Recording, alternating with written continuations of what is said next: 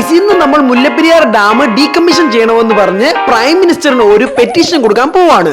ഈ പെറ്റീഷൻ ആദ്യമായി തുടക്കം കുറിച്ചിരിക്കുന്നത് E4K വ്ളോഗ്സ് ആണ്. ഇവരുടെ റീൽസിന് ഏകദേശം 8.4 മില്യൺ വ്യൂസും അതുപോലെ തന്നെ ഷെയർ 2 മില്യൺ ഷെയറും കിട്ടിയായിരുന്നു. പക്ഷേ ഈ പെറ്റീഷൻ പ്രൈം മിനിസ്റ്ററിന് കൊടുക്കണമെങ്കിൽ ഏകദേശം 20 ലക്ഷം സൈൻ വേണം, അതായത് 2 മില്യൺ സൈൻ.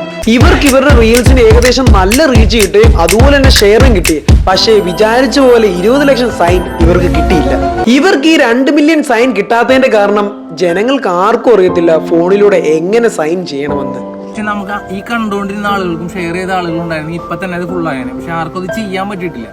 അതുകൊണ്ട് ഞങ്ങളുടെ ഏരിയ ഫുൾ ഇറങ്ങിക്കൊണ്ട് ഇപ്പോൾ ഉള്ള 11 ലക്ഷം സൈനിൽ നിന്ന് 20 ലക്ഷം സൈൻ ആക്കി മാറ്റാൻ ശ്രമിക്കുകയാണ്, അതും ജനങ്ങളുടെ ഇടയിൽ ഇറങ്ങിക്കൊണ്ട്. ഗൈസ്, നമുക്ക് ഒട്ടും സമയമില്ല. ഇന്നൊരു ദിവസം കൊണ്ട് തന്നെ കുറെ പെറ്റീഷൻ നമുക്ക് സൈൻ ചെയ്യിപ്പിക്കാനുണ്ടേ. മുല്ലപ്പെരിയാർ ഡാമിനെ പറ്റി കേട്ടിട്ടുണ്ടല്ലോ, ഒത്തിരി പ്രശ്നങ്ങളാണല്ലോ വന്നത്. അപ്പം നമ്മുടെ ഒരു യൂട്യൂബിലെ ഒരു ബ്രോ ആണെങ്കിൽ ഒരു പ്രൈം മിനിസ്റ്ററിന് ഒരു പെറ്റീഷൻ കൊടുക്കുന്നതായിട്ട് പോകുന്നുണ്ട്. അതിന് ഏകദേശം 20 ലക്ഷത്തോളം സൈൻ വേണം. ചേട്ടൻ ചെയ്തായിരുന്നോ അതോ ഈ അതിന് താല്പര്യം ഉണ്ടോ ചെയ്യാനായിട്ട്? മുല്ലപ്പെരിയാറിന്റെ അഭിപ്രായം എന്തോ ചേട്ടന്റെ? നമ്മുടെ കേരളത്തിന് വേണ്ടി കിട്ടേണ്ട സാധനം തന്നെയാണ്. കേരളത്തിലെ വെള്ളം കേരളത്തിന് തന്നെ തമിഴ്നാട്ടിന് വെള്ളം കൊടുക്കുകയും നമ്മുടെ ജീവന സ്വത്തും സംരക്ഷിക്കുകയും വേണം. ഓക്കെ ചേട്ടാ, അന്നേരം നമ്മളൊരു ക്യാമ്പയിൻ പോലെ ഒരു പ്രൈം മിനിസ്റ്ററിന് വേണ്ടി നമ്മളൊരു പെറ്റീഷൻ കൊടുക്കുന്നു. നമ്മളൊരു യൂട്യൂബ് ബ്രോ ആണ് ചെയ്യുന്നത്. അപ്പൊ അതൊന്ന് സൈൻ ചെയ്യാൻ പറ്റുമോ? അപ്പം താങ്ക്സ് ചേട്ടാ. കേട്ടോ, ഫോണിൽ കൂടാണ് ചെയ്യുന്നത്. നിങ്ങൾക്ക് ചെയ്യാൻ താല്പര്യമുണ്ടോ? അപ്പൊ ഡാമിനെ പറ്റി എന്താണ് ഒരു അഭിപ്രായമൊക്കെ? പെറ്റീഷൻ കൊടുക്കുക നല്ലത്. പെറ്റീഷൻ കൊടുക്കുന്നതാണോ നല്ലത്? അവര് ചെയ്തത് നല്ലതല്ലേ? തീർച്ചയായിട്ടും. അങ്ങനെ കുറെ നേരം സംസാരിച്ചതിന് ശേഷം അവരെല്ലാം അവരുടെ ഫോണിൽ ചെയ്യുകയും അതുപോലെ തന്നെ അവർ ഫാമിലിയായിട്ട് സംസാരിക്കാവുന്ന വാട്സപ്പിലെല്ലാം ഷെയർ ചെയ്യാവുന്ന അവർ പറഞ്ഞു. ഗൈസ്, ഇപ്പൊ നമ്മൾ അവിടുന്ന് മാറി ഇപ്പം പരുവലപ്പള്ളിയിലോട്ട് വന്നിട്ട് ഇവിടെ കുറെ ആൾക്കാരുണ്ട്. ഇവരോടൊക്കെ ഒന്ന് സംസാരിച്ചു നോക്കാം. അപ്പം അതിനൊരു പെറ്റീഷൻ നമ്മൾ പ്രൈം മിനിസ്റ്ററിന് കൊടുക്കാൻ പോവാണ്. അതിന്റെ അഭിപ്രായം എന്തുവാണ് ചേച്ചിയുടെ? ഒരു നല്ല കാര്യമല്ലേ ചെയ്യുന്നത്? അഭിപ്രായം എന്തുവാണ്? 100% എന്റെ അഭിപ്രായം അത് കൊടുക്കണം. ഈ കേരളത്തിലെ ജനങ്ങളുടെ സുരക്ഷയ്ക്കായിട്ട് അത് പുനർനിർമ്മിച്ചേ പറ്റത്തുള്ളൂ. അപ്പൊ എല്ലാവരുടെയും അഭിപ്രായം അങ്ങനെ തന്നെയാണ്, അത് ഡീകമ്മീഷൻ ചെയ്യണമെന്നാണ്. ഇപ്പൊ ഇവരെ കൊണ്ടെല്ലാം മാക്സിമം നമ്മൾ സൈൻ ചെയ്യിപ്പിക്കാൻ നോക്കിക്കൊണ്ടിരിക്കുകയാണ്.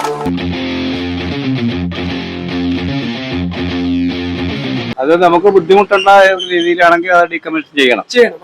അതാണ് എന്റെ അഭിപ്രായം.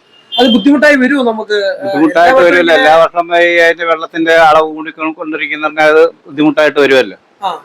അപ്പൊ അത് അതിൻ്റെതായിട്ടുള്ള രീതിയിൽ അത് ക്ലിയർ ചെയ്ത് പോകുന്നതായിരിക്കും നല്ലത്.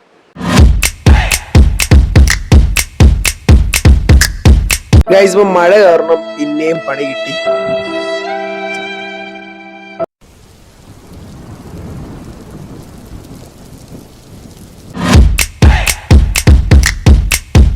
ഗൈസ്, ഇപ്പൊ ആകെ മൊത്തം കുളിച്ചിരിക്കും. ഇപ്പൊ അനങ്ങാൻ പറ്റാത്തൊരവസ്ഥയാണ്. ഫുള്ള് മഴയാണ് ഇവിടെ ഫുള്ള്.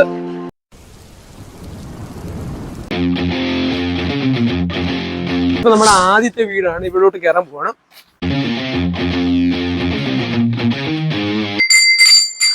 കുറച്ചു നേരത്തെ എന്റെ കഠിനാധ്വാനത്തിന് ശേഷം കുറെ വട്ടായിട്ട് കേൾക്കുന്നുണ്ട് എല്ലാം നടക്കുന്ന കാര്യം.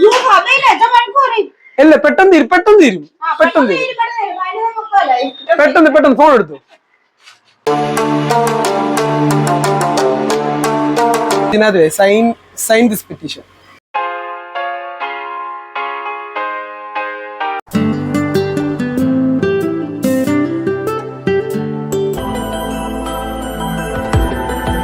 ജയിപ്പിച്ചോണ്ടിരിക്കുക. ഫോൺ ഉണ്ടോ? ഒന്ന് സൈൻ ചെയ്യാൻ പറ്റുമോ? പിന്നെന്താ? എടുത്തു.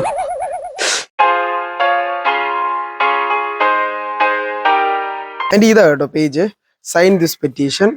എന്തൊക്കെയാണ് എനിക്ക് ഈ ഫോണിന്റെ ഒരു സാധനം അറിയാം. സിമ്പിളാ, ഞാൻ കാണിച്ചത്. ആകെ വാട്സപ്പ് പോകുമ്പോ സീരിയൽ കാണാൻ വേണ്ടി ഫോൺ ഉപയോഗിക്കുന്നു. പോരാ മോനെ. ഓക്കെ, അത് മതി.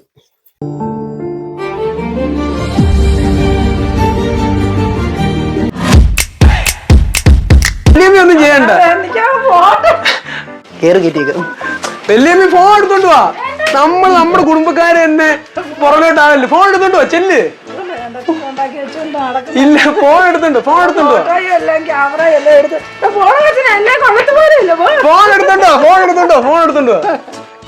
ചെല്ല്. QR കോഡ് സ്കാൻ ചെയ്തിട്ട് അയച്ചാ ഞാൻ കാണിച്ചു തരാം. എനിക്കൊന്നും അറിയത്തില്ല. ഞാൻ ചെയ്തോളാം.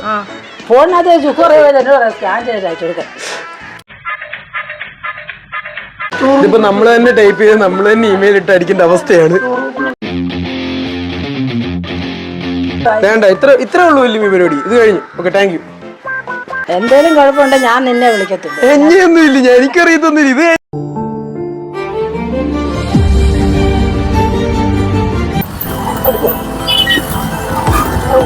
ഇപ്പൊ ആരും ഇല്ലെന്നാണ് തോന്നുന്നത്.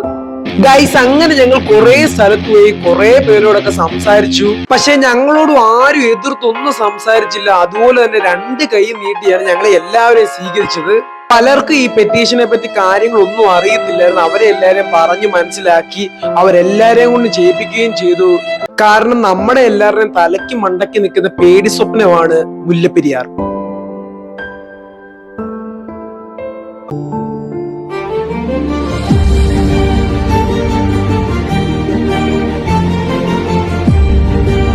ഗൈസ്, ഇതുകൊണ്ടൊന്നും നമ്മുടെ ക്യാമ്പയിൻ ഇവിടെ അവസാനിക്കുന്നില്ല. നാളെ കൃത്യം 11 മണി വരെയാണ് നമ്മുടെ ക്യാമ്പയിൻ.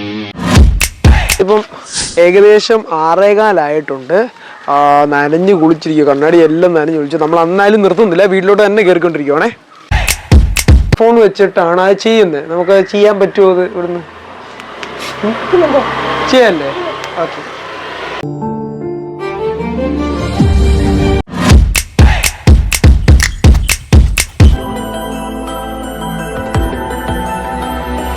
ഗൈസ്, ഇപ്പൊ ഏകദേശം 7:21 അപ്പം ഇനി നമുക്ക് സമയം കളയില്ല. ഓരോ നിമിഷവും നമുക്ക് വിലപ്പെട്ടതാണേ. അപ്പൊ 18-ലെ പോണൊക്കെ ഒരു വെള്ളപ്പൊക്കം വന്നു കഴിഞ്ഞാല് ഏത് നിമിഷവും 2 സൈഡിൽ എവിടെയെങ്കിലും ഒരു വിള്ളൽ വന്നു കഴിഞ്ഞാല് ഈ പറയുന്ന അത് എവിടെ ചെന്ന് അവസാനിക്കുന്നു അവിടം വരെ മൊത്തം അങ്ങ് കടലിൽ പോകും. അപ്പൊ പെറ്റീഷൻ കൊടുക്കണം, അത് ഡീകമ്മീഷൻ ചെയ്യണമെന്നാണ് അച്ഛൻ പറയുന്നത്. തീർച്ചയായിട്ടും അത് പുതുക്കി പണിയേണ്ട സമയം കഴിഞ്ഞിരിക്കുക.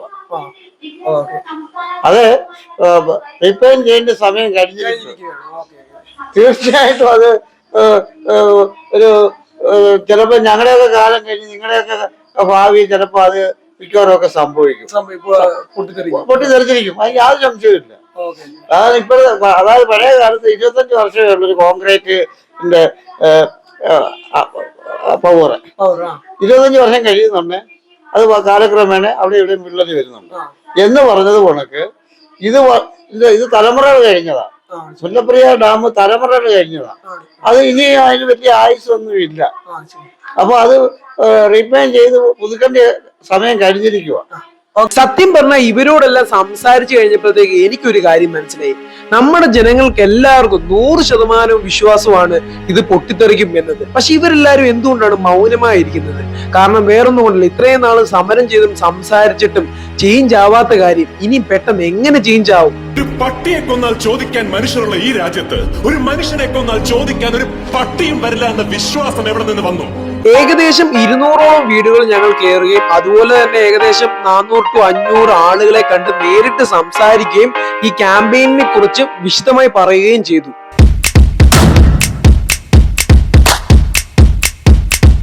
ഗൈസ്, ഇപ്പൊ ഏകദേശം 9:15 നമ്മൾ ഇന്ന് വൈൻഡ് അപ്പ് ചെയ്യണം. നാളെ 11 മണി വരെ നമുക്ക് സമയമുണ്ട്. നമ്മൾ ഇൻസ്റ്റാഗ്രാമിലും എല്ലാം ഷെയർ ചെയ്തിട്ടുണ്ട്. നമ്മൾ എത്ര ഷെയർ ആയിട്ടുണ്ട്, എത്രത്തോളം യൂസ്ഫുൾ ആയിട്ടുണ്ടെന്ന് എന്തായാലും നമുക്ക് നോക്കണം. ഗൈസ്, ഇപ്പൊ ഏകദേശം 11 മണിയായി. ഇന്നലെ ഞങ്ങൾ തുടങ്ങിയപ്പം ഞങ്ങളുടെ ലക്ഷ്യം ഏകദേശം 20 ലക്ഷം, അതായത് ഫുൾ ആക്കണം എന്നായിരുന്നു. പക്ഷേ 1 ലക്ഷം പോലും ഞങ്ങളെ കൊണ്ട് ആക്കാൻ പറ്റിയില്ല. പക്ഷെ ഇന്നലെ ഒരു ദിവസം കൊണ്ട് തന്നെ ഞങ്ങൾക്ക് ചെയ്യാൻ പറ്റുന്ന എല്ലാം ഞങ്ങൾ ചെയ്തു. അതായത് ഇന്നലെ ഒരു ദിവസത്തെ ചേഞ്ച് 8000 സൈൻ ആയിരുന്നു. അതിൽ ഏകദേശം 2000ഓളം ഞങ്ങൾ റെഡിയാക്കി കൊടുത്തതായിരുന്നു. ഇപ്പോൾ നിങ്ങളുടെ എല്ലാവരുടെയും മനസ്സിൽ വരുന്ന ഒരു ചോദ്യമാണ്, ഇതെല്ലാ വട്ടവും കാണുന്നതാണ്, മഴ വരാൻ നേരത്ത് മുല്ലപ്പെരിയാർ ഇഷ്യൂ പുറത്തു വരും, അത് കഴിയുമ്പോഴത്തേക്ക് അത് തന്നെ തണുത്തു പോകും. ഈ പെറ്റീഷൻ കൊടുത്താൽ വല്ല കാര്യവും ഉണ്ടോ? പക്ഷെ ഞാനൊരു കാര്യമേ ചോദിക്കത്തുള്ളൂ, പിന്നെ നമുക്ക് എന്ത് ചെയ്യാൻ കഴിയും? അപ്പോൾ ആരും ഇല്ലെന്നാണ് തോന്നുന്നത്. ആരാണോ?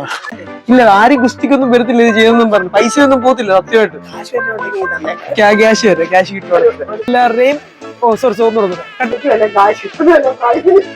ഏകദേശം ഈ 8.4 എടാ എന്നെ എടുക്കാനാടാ പറഞ്ഞ അവിടെ ഇങ്ങോട്ട് കേറുക. ഫ്രീ ആയിട്ട് ഫീൽ ഫ്രീ. 54 ലക്ഷം പേരോളം അത് കണ്ടിട്ടുള്ള ഒരു റീൽസ് ആയിരുന്നു. മമേ മാമോ അമ്മാമേ അമ്മാമേ അയില മത്തി ചൂര അലക്കല്ല അലക്കില്ല. ആന്റി ആന്റി പോവല്ലേ, ആന്റി ആന്റി ഓടി, ആന്റി ഇവിടെ നാണം ഉണ്ടോ നിനക്ക്? അന്തസമ്മേര് കാണിക്കുന്ന പരിപാടിയാണോ കാണിക്കുന്നത്? അകത്ത് കയറി ഫുഡ് കഴിക്കുന്നു.